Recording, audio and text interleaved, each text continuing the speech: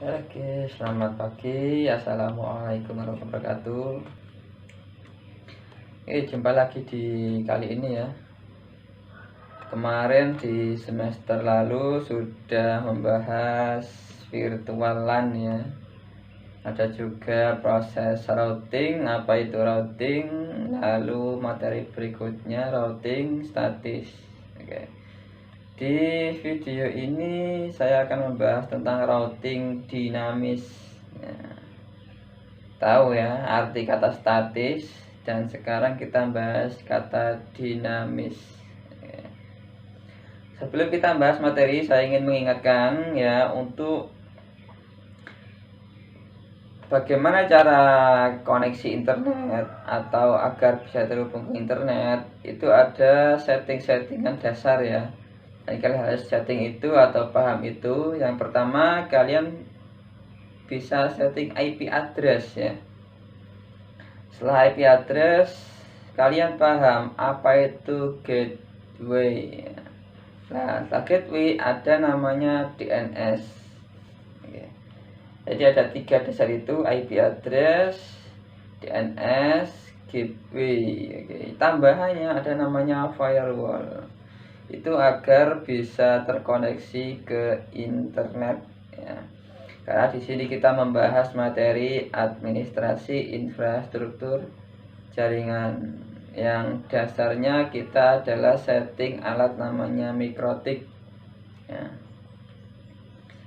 Jadi kemarin sudah membahas VLAN, virtual LAN ya. Yang berikutnya routing atau pemilihan jalur ya. Nah, routing statis itu pemilihan jalur secara manual.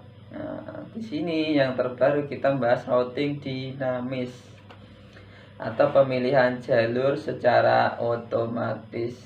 Nah, di routing dinamis ini paling mudahnya kalau dikonfigurasi ini kita hanya memasukkan network yang ada.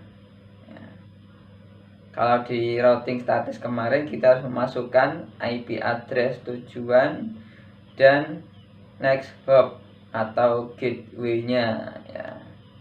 Nah, di routing dinamis ini kita hanya memasukkan namanya network ya. Contohnya ya, kalian mau mengirim data ke si A, kalian si B kan, ingin data ke si A. Nah, A itu kan sangat jauh, melewati banyak router ya. Jadi antara B kalian dan A tadi itu kan katakanlah melewati 3 router ya. Kalau di routing statis, kalian harus mengetahui IP setiap router, setiap jaringan itu ya. Makanya dari B ke A itu cukup ribet karena itu semuanya manual ya. Nah, di routing dinamis ini otomatis ya. Jadi kalian hanya perlu mengetahui networknya saja ya. Jadi nggak perlu lebih jelas alamatnya berapa, nggak perlu, yang penting networknya ya. Ya, jadi seperti kan bepergian ya, bepergian ke suatu daerah. Kalau routing statis itu kan harus tahu lewat mana, jalan apa itu kan ya. Kalau di routing dinamis kalian nggak perlu itu, kalian hanya cukup mengetahui alamat tujuannya saja sudah sampai. Itu di routing dinamis. Jadi itu ada kelebihan, kekurangan ya.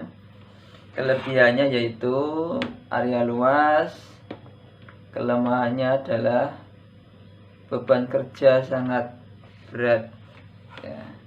Kalau di statik kan manual semuanya, jadi kan lebih jelas. Kalau di dinamis kan hanya network, jadi tugasnya dibebankan di router atau mikrotiknya untuk pencarian. Untuk protokolnya itu kan banyak sekali ya, kalian baca, kalian pahami ya. Yang di sini perlu kalian lebih pahami lagi adalah pengertian dan cara settingnya atau perintah konfigurasi. Ya. Perintah konfigurasi routing dinamis ya. Di sini yang paling mudah adalah menggunakan protokol RIP. Nah, untuk perintahnya.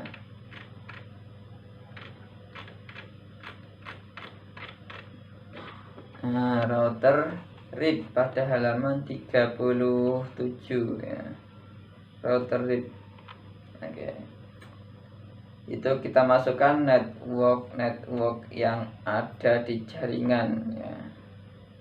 Jadi ada beberapa network otomatis karena fungsinya router ya itu ya.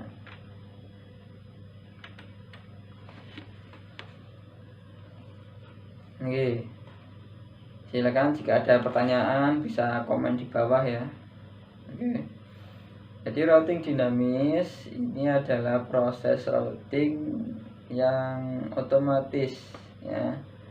Hanya perlu sedikit alamat sudah sampai tujuan. Kalau routing statis itu kan banyak alamat dan juga harus jelas yang dilewati itu alamat berapa saja. Oke, pertanyaan di video ini ya. Pertanyaannya, coba kalian cari routing dinamis ya.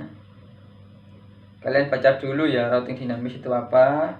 Lalu kalian cari routing dinamis di dunia nyata itu bagaimana cara kerjanya ya. Oke, jawaban bisa dikumpulkan, bisa komen di bawah video atau tulis di buku, upload di linknya, atau yang ketiga silahkan temui saya di SMK ya. Oke, terima kasih. Cukup sekian video dari saya hari ini. Assalamualaikum warahmatullahi wabarakatuh. Semoga sehat selalu ya. Jaga diri kalian.